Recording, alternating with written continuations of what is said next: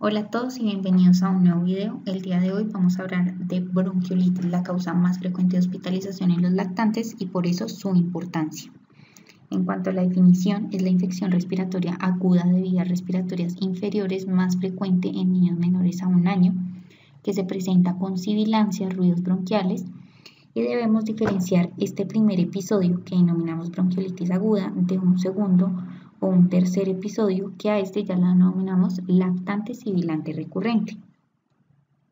En 1993, McConaughey estableció los criterios de diagnóstico de bronquiolitis.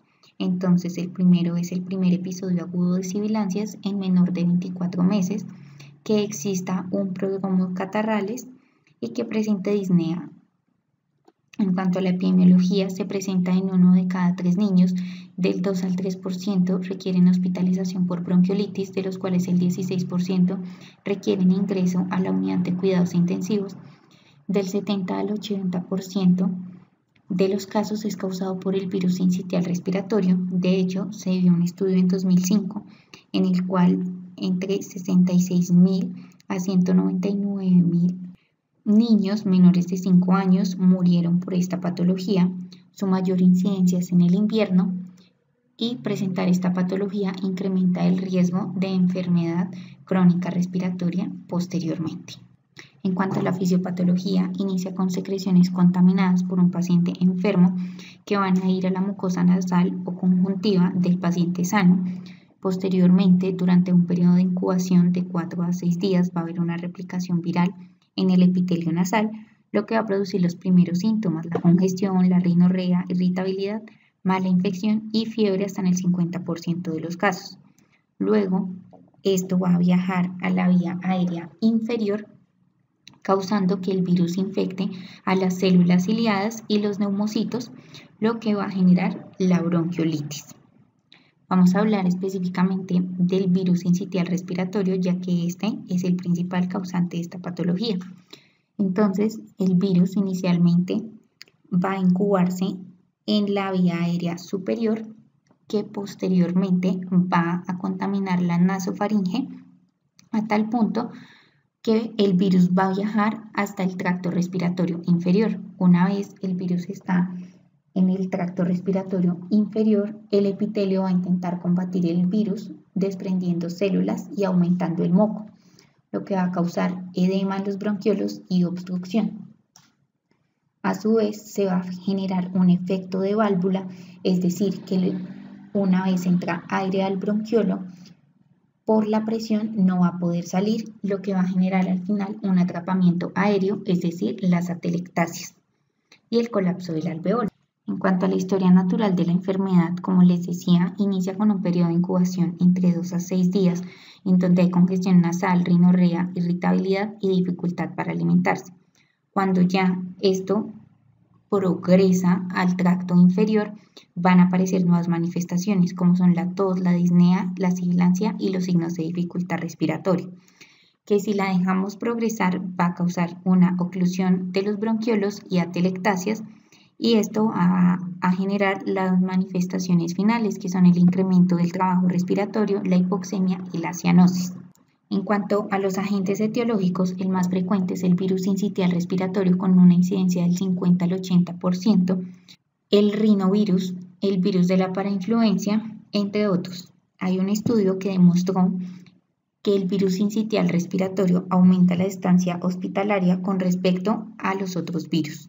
En cuanto a los factores de riesgos para desarrollar esta patología, es un recién nacido pretérmino, ya que la transferencia de inmunoglobulina G por parte de la madre es más baja, tener un bajo peso al nacer, una cardiopatía congénita, síndrome de estrés respiratorio, haber requerido oxígeno o ventilación mecánica, que en el entorno haya tabaquismo, que haya hacinamiento.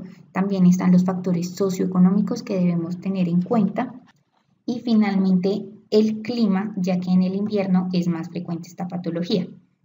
En cuanto a las manifestaciones clínicas, vamos a presentar rinorrea, disminución en el apetito, congestión nasal, fiebre, tos, taquipnea, sibilancias respiratorias y esfuerzo respiratorio. que van a ir apareciendo progresivamente según la dificultad con la que esté respirando el niño.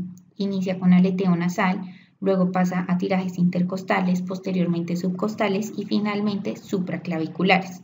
En cuanto al diagnóstico, debe ser basado en la historia clínica y el examen físico. Es importante determinar su severidad, que esta la vamos a determinar con un score que ya veremos más adelante, y no se deben ordenar paraclínicos adicionales. Entonces, este es el score del que les hablaba, se llama score de Good-Downes, en el cual vamos a evaluar la saturación de oxígeno, la frecuencia respiratoria, las sibilancias expiratorias y la necesidad de utilización de músculos accesorios.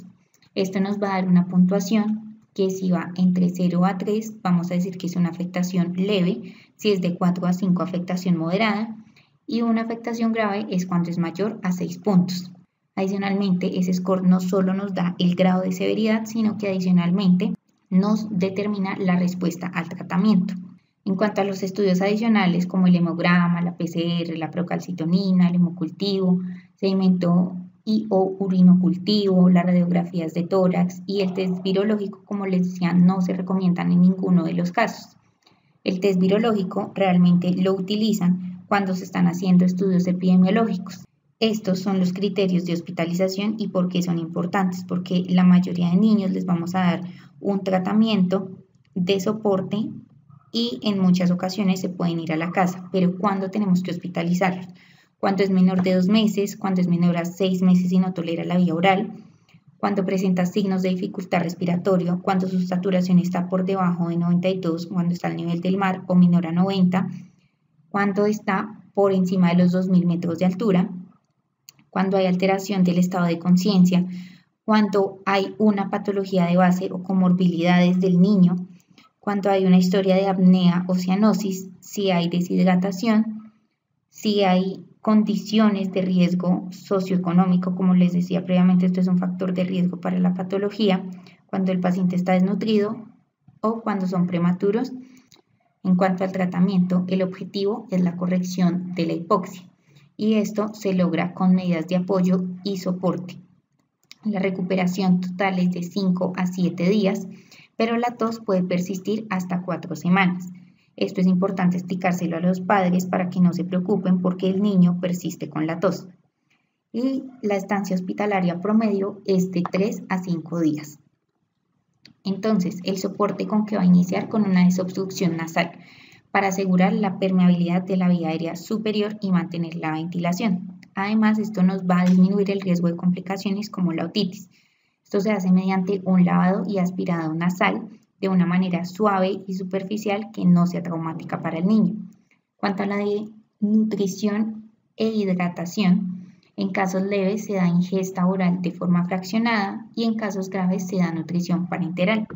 Y los líquidos que debemos administrar son las necesidades basales del niño y en caso de que haya tenido pérdidas previas hay que reponerlas. En cuanto a la oxigenoterapia, como les decía, eso depende de dónde se encuentre el niño y si está sano o no. Si está saturando menor a 92%, es necesario la oxigenoterapia. Si el niño satura menos de 92%, es necesario dar oxigenoterapia. Y en niños que estén sanos, si la saturación está por debajo al 90%, también se debe dar oxigenoterapia. Cuanto a las terapias respiratorias, solamente se deben considerar en pacientes con enfermedades asociadas, no como un tratamiento de rutina.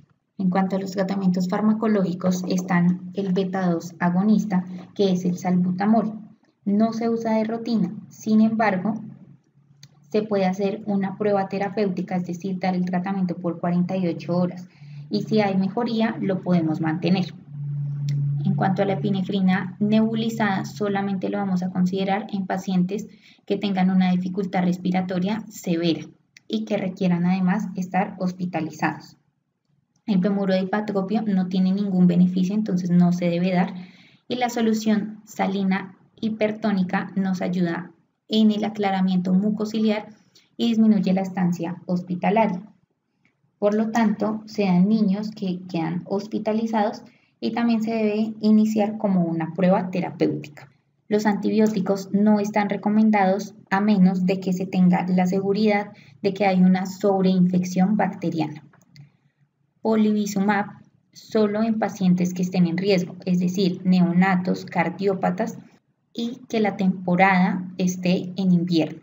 Y los antivirales solo en pacientes inmunosuprimidos. Bueno, esto sería todo por esta ocasión. Cualquier duda, recuerden que pueden preguntarnos. Gracias.